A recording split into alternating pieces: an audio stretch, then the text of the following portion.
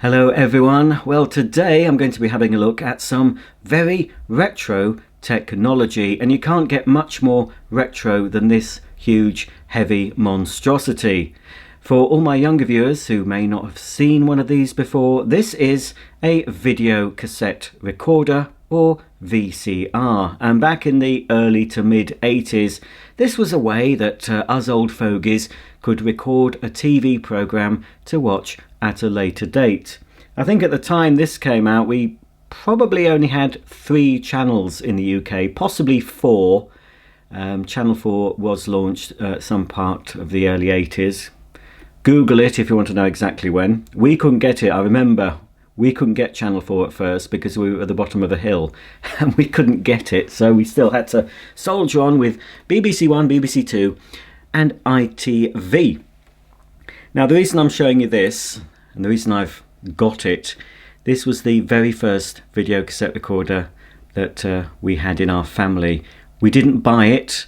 Back in the day you didn't buy video cassette recorders because they were very, very expensive and quite unreliable, so you'd go to a rental shop where you could also rent a TV and a video together if you wanted to. The particular rental shop we got this from was Radio Rentals. Other rental shops were available. I remember DER and Vision Hire, but this was from Radio Rentals, and Radio Rentals used the Baird logo, the Baird brand name. They just shoved it on alternative makes. I believe this was actually manufactured by JVC as far as I know, but if you rented from Radio Rentals you got a Baird branded machine. And I remember we also rented a teletext television from Radio Rentals, which is also a Baird brand. This is exactly the model we had. I remember using this a lot. I probably, in my family, I was the one that got the most use out of this. And when I saw this on eBay for 30 quid, I thought, well, I'm not going to use it, but it would be nice to have a look and experience it, see if I can get it working. Now, apparently it powers on, but it chews up tapes, something that used to happen back in the day anyway. I've got some tapes. I'm not going to risk one of my precious tapes in here. I'll risk an older tape. But I'm going to do a few things to hopefully stop the tape from being chewed up, notably clean the video heads. I might have to replace some belts because this is so mechanical, folks. It's got belts in it, it's got gears and cogs. I'll show you it. I'll open up the top for any of you who are interested. But yeah, it's so, I mean, it was state of the art back in the day, but for now you look at it and you think it's come out of the ark. But when I opened this, I got such a warm, fuzzy feeling looking at this. I remember all these buttons. I can't remember exactly how to use this machine, but I remember so many hours of fun I had back in the day with this video cassette recorder. Okay, well, if I can remember, I'm going to describe all the buttons on the front panel of this VCR. Some are easy to understand, others might need a bit more explanation.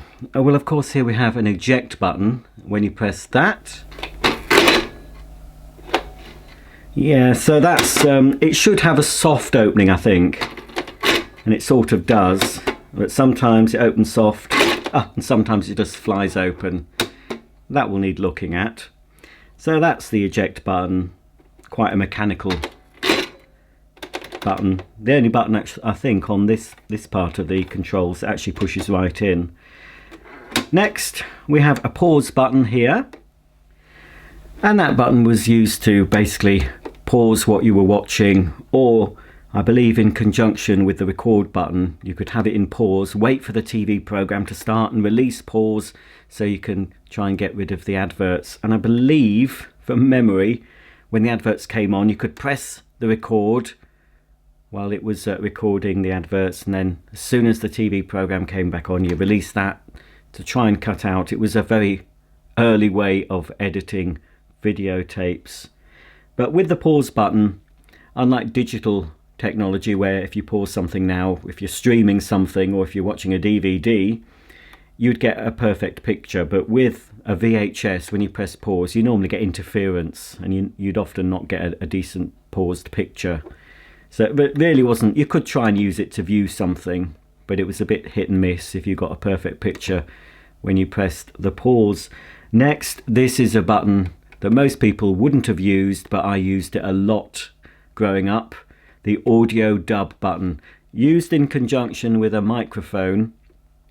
You could basically play a tape via your TV, press the audio dub, and you could dub over your own voice. And I used to do that on things like Coronation Street back in the day. I used to just play the tape and just speak for the characters, and I turned Coronation Street into something quite disgusting, a bit like Bugger Street, if you've ever seen that on YouTube.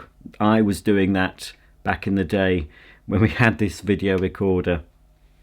Next up, we've got the record button, pretty self-explanatory. Now these would normally light up. I don't know if they're still going to light up, but that would light up red, I believe, from memory. And this play button would light up green when it was playing. So you've got record, you've got rewind and search. So in play mode, while the tape was playing, if you were to press the rewind search or the fast forward search, it would fast forward with the picture, so you'd be able to see it speeded up. Something, again, as a young child or early teenager when we got this, something that absolutely fascinated me, being able to speed up and rewind a program that you normally, well, you couldn't do this. It's very hard to describe how amazing a piece of technology like this was for somebody growing up in that era. Nowadays we take everything for granted, and new technology doesn't impress as much, but we were impressed, I can assure you. With something like this, you'd really made it if your parents had got a video recorder. So anyway, that's rewind to rewind the tape, fast forward to fast forward it. But of course, if the play button was engaged, you would see the picture. And of course, the stop button stopped whatever was happening with the machine, whether you were playing, recording, rewinding or fast forwarding. Press the stop and obviously the machine would stop. The counter function is something I would have used but can't remember why I used it.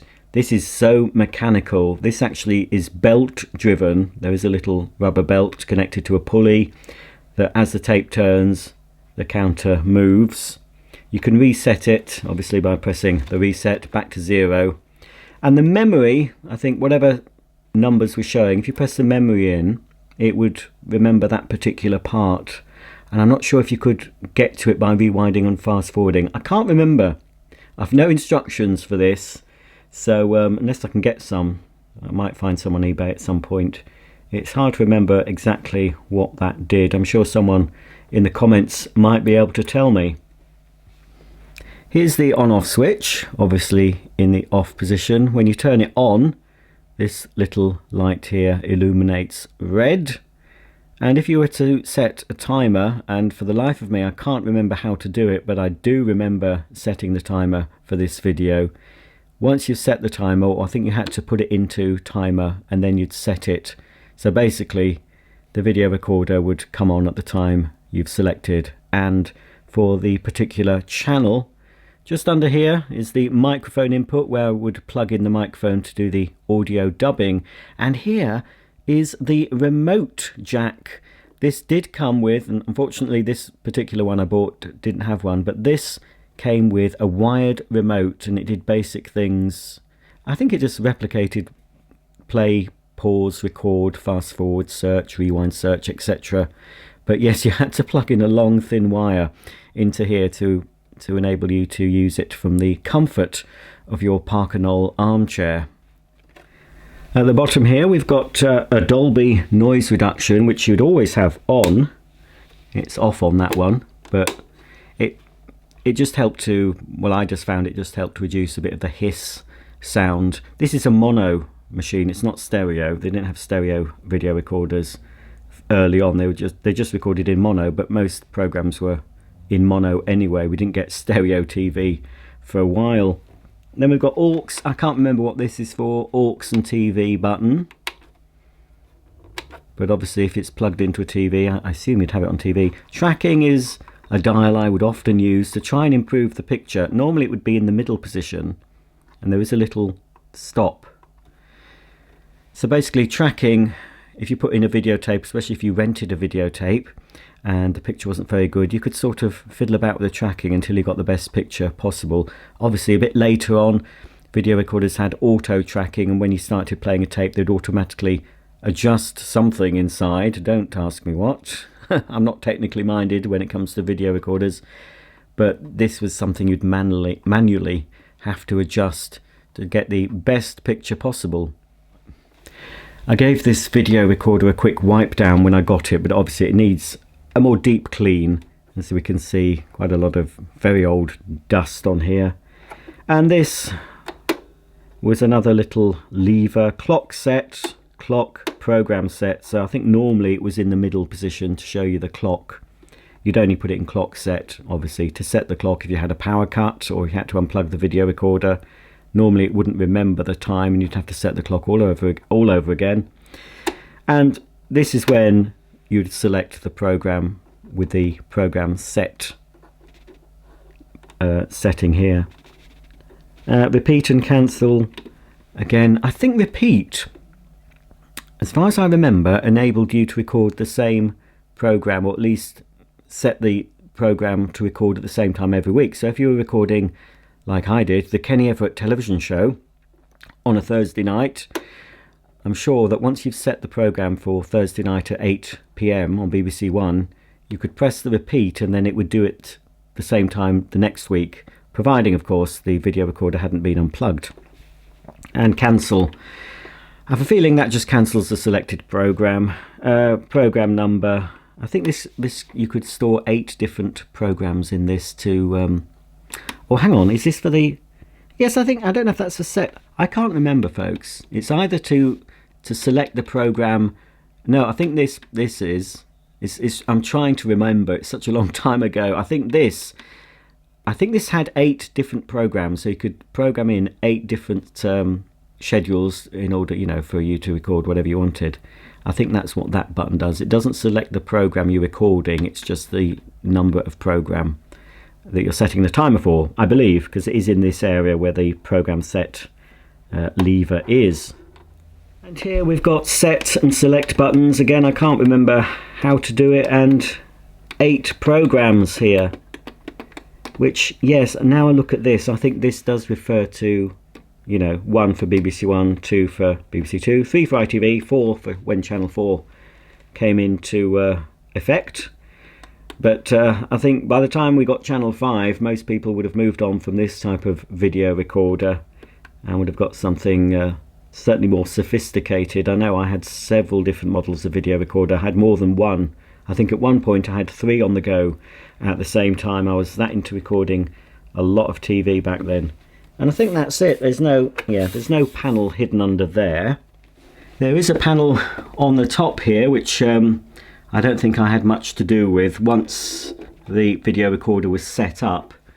I have a feeling, yes, this is also numbered 1 to 8. I have a feeling this was a way of tuning in your TV program. Now obviously this is analog, and if I was to connect this to an aerial now, I don't think I'd be able to tune it in at all. There will be a way of recording TV programs now using this machine, but I'd have to use a separate box, I think. I'd have to look into that, but I don't think I'll be wanting to use this. There's another little button there, but it's rubbed off, so I'm not sure what that does. But yes, that's certainly the tuner for initially tuning in your VCR to the array of channels that we had back in the day. As I said earlier, I'm not very technically minded when it comes to electronic equipment like this. I was basically just a consumer, a user of this sort of technology back in the day. I was happy to use it. I knew how to use it back then. I knew how to program it and use the audio dubbing, etc. But I wasn't interested in how the machine worked. So if any technical boffins are watching this, if this video title has attracted you to watch it, hopefully you'll be able to fill in some gaps of my knowledge in the comments section, and you can point out what things do. If you can direct me to an instruction book for this, that would be fine as well. If there's an online one somewhere, I suppose I could have a look myself. Here's the gubbins. That is a technical term. At the back, we've got the mains cable going in. It's fixed. It doesn't come out like a lot of, hi-fi and video recorders and DVD. Normally you'd have those little plugs that come out, but not on this one. It's wired in. We've got RF out, which goes into the back of the TV. The aerial, obviously, that you plug the aerial into that. Pretty straightforward. Even I know that one. Mains power on off. Remote pause. I'm not really sure what that was used for. I think you could get another remote that was just a pause button. Not sure why you'd use that really. Audio in and out with I think that's called a DIN socket. I think I remember.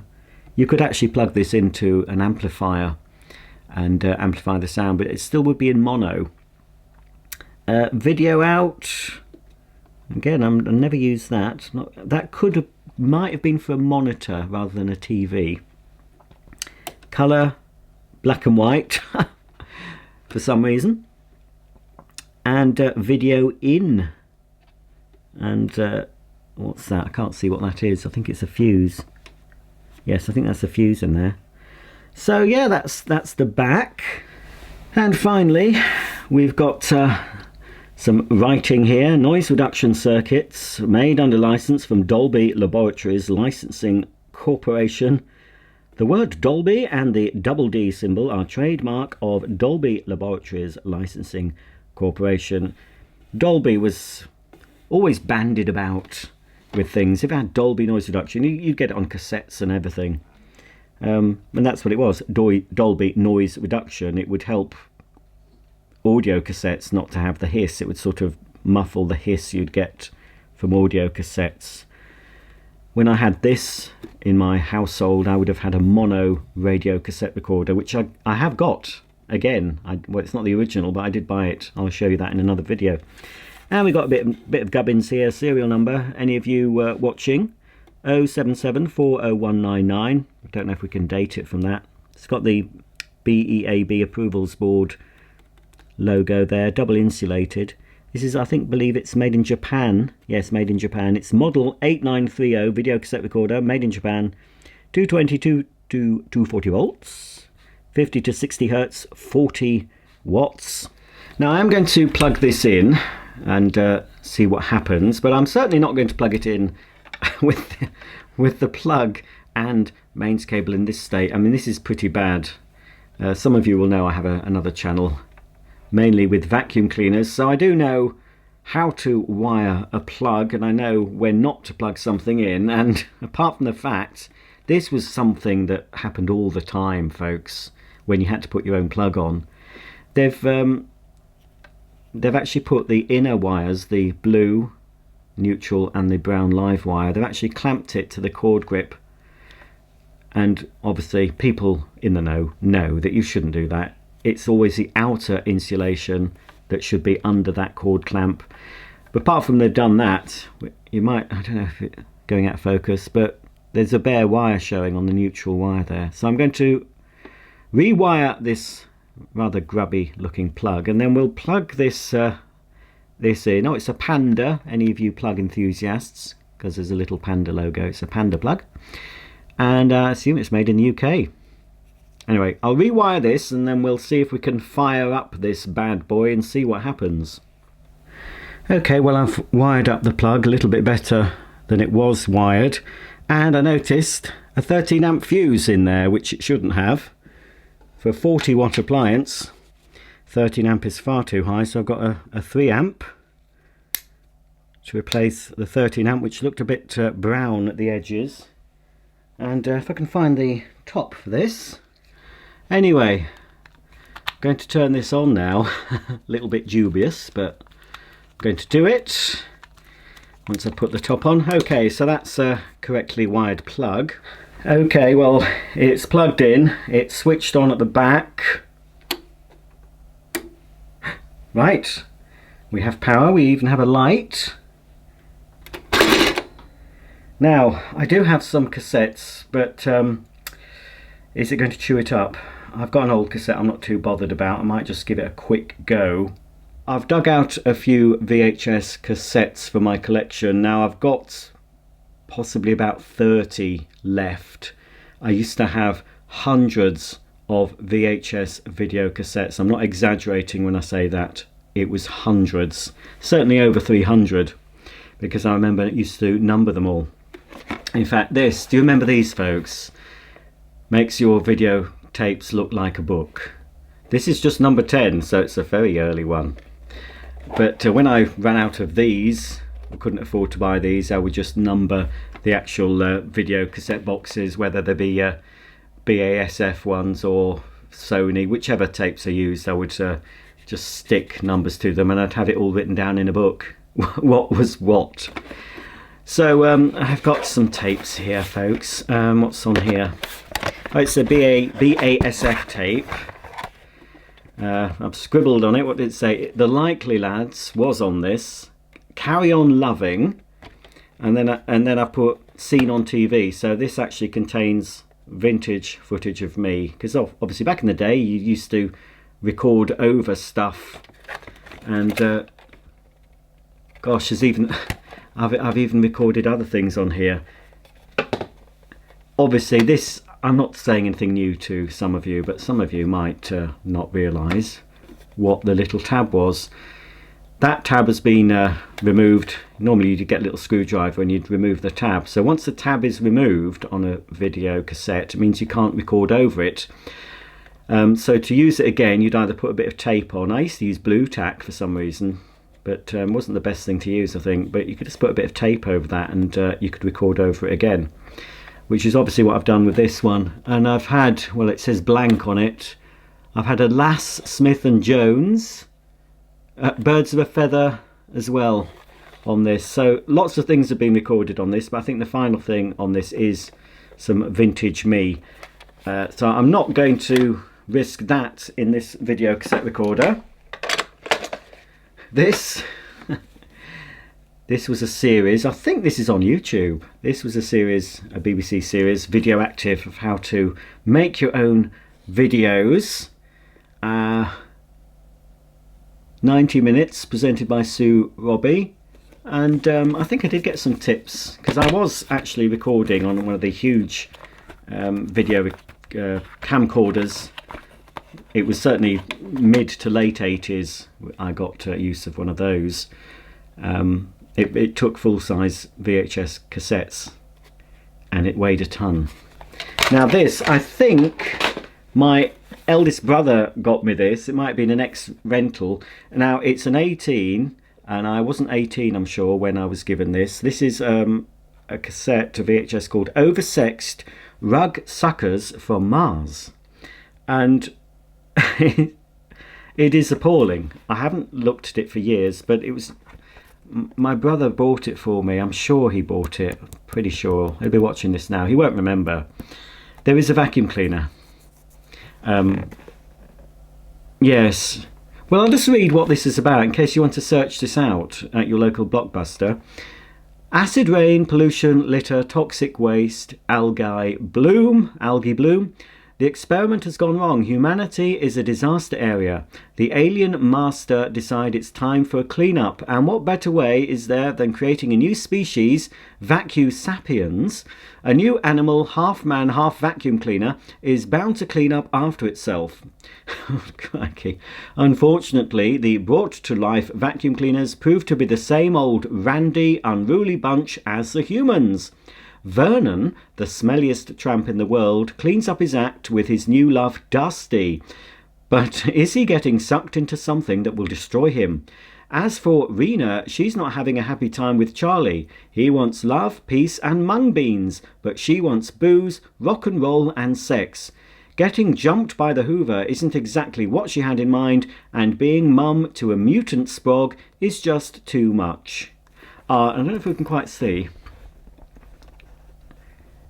There's Dusty. Is that Dusty? No, Dusty is the...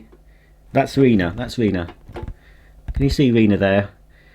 And there's a Mutant Sprog, which looks like a Black & Decker dustbuster with a doll's head on it. Anyway, I'm sure it's a fantastic watch. Probably won many Oscars back in the day. I don't really want to, now I've read it, I don't really want to risk chewing this up either. So I will risk, because I have converted this onto DVD, as I have, that's why I've got rid of so many of my hundreds and hundreds of VHS. When I got a DVD recorder, I was able to connect up a much newer VCR, a VHS Super, JVC VHS Super video, and I was able to put my old videotapes onto DVD, and I still have, and it's quite new, it's a couple of years old, you can't really get them now, but I've got a combination DVD recorder and VCR, so I can just put an old VCR in and record it directly into onto a DVD. Right, I'm not going to do it for long. I'll know if it's going to chew it. Right, let's see. Press play. Oh, hang on. What's this? I've got a flashing thing here. That's quite worn. Apparently, this happened with this sort of display. It's quite dull. Surely I can just press play without setting the timer. Right, I've just pressed something. Let's see if it works. No. Oh, hang on. Clock set. I don't... Oh, here we go. Right, that'll do. I've set the clock, I think. Ah, nothing's happening at all.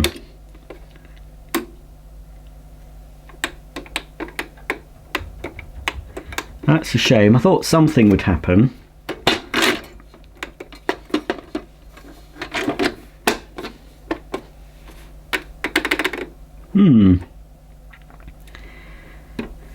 Well, I have set the clock. I mean, it's the wrong day and time, but it isn't flashing.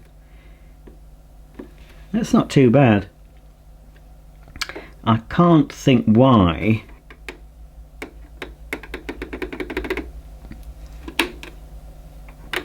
We're not getting anything. So, well, that's it for now. It's dead. I'm pretty sure it should start to work. When I press play,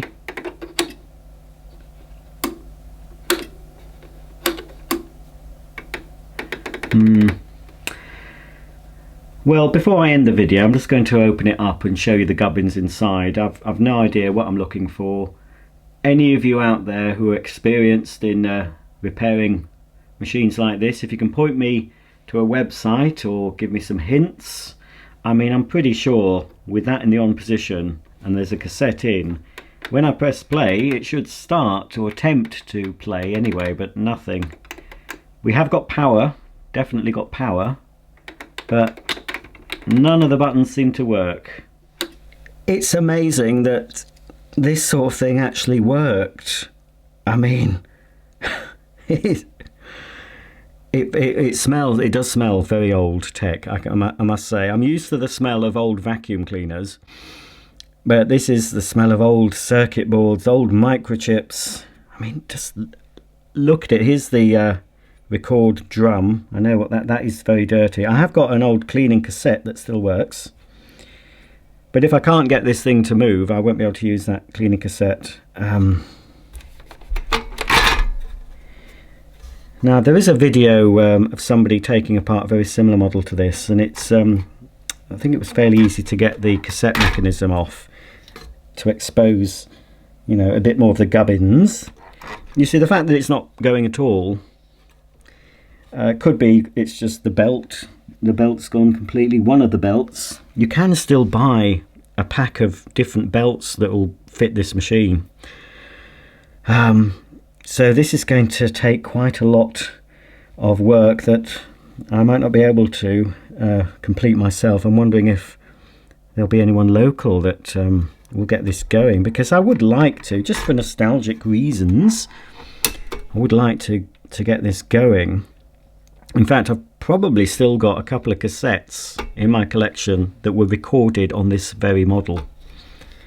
But yeah, don't worry, folks. I have unplugged it, but I'm not trying not to touch anything, because there may be some bits in here, capacitors or whatever, that hold on to the energy, even though it's unplugged. I know that could happen with TVs, but it's just mind-boggling, absolutely mind-boggling, that someone managed to invent a machine that could record TV. I mean, just look at it, look at that, and it weighs an absolute ton. It weighs an absolute ton, folks. So that's the internals, as much as I can show you.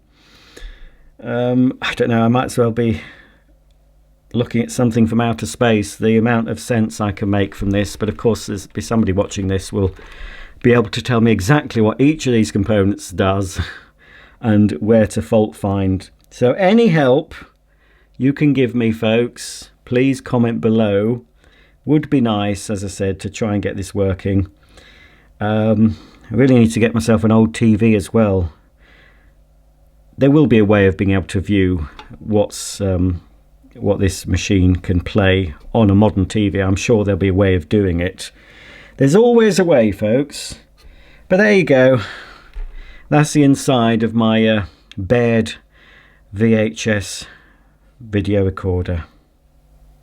Well, there you go. That's about the end of this video. A lovely trip down memory lane for me, trying to work out all the buttons on this VCR, and I hope for some of you watching it was a nice trip down memory lane for you, if you're old enough to remember when your father or mother brought home your very first video recorder and how exciting it was back in the day. I'm an old man now, but I'm glad, to be honest, that I was brought up in the 70s and 80s, because we've had the best of both worlds. We've known a life without all the technology. We haven't been brought up on technology. Well, I grew up in an analog age, and it's now digital, and it's getting even more soulless and digital, and things like this are a relic, aren't they? They're completely obsolete now. Most people don't even have a DVD recorder or DVD player. They just stream it all. But if the internet goes down, folks, where are you going to get your entertainment? That's why I still like to buy physical DVDs and CDs, and I've actually got physical machines to play them in, because if the certain brown stuff hits the fan, hopefully if we have some electricity, I'll still be able to enjoy my old classic comedies, my politically incorrect comedies like Are You Being Served and Fawlty Towers, everything that now has a warning with them. I'll be able to watch them and laugh at them the same way I laughed at them all those years ago. If you have any comments or questions about this Baird VCR, especially if you can point me in any directions so I can try and fix this, I'd be very grateful. So until then, thanks for watching, and I'll see you all very soon. Bye for now.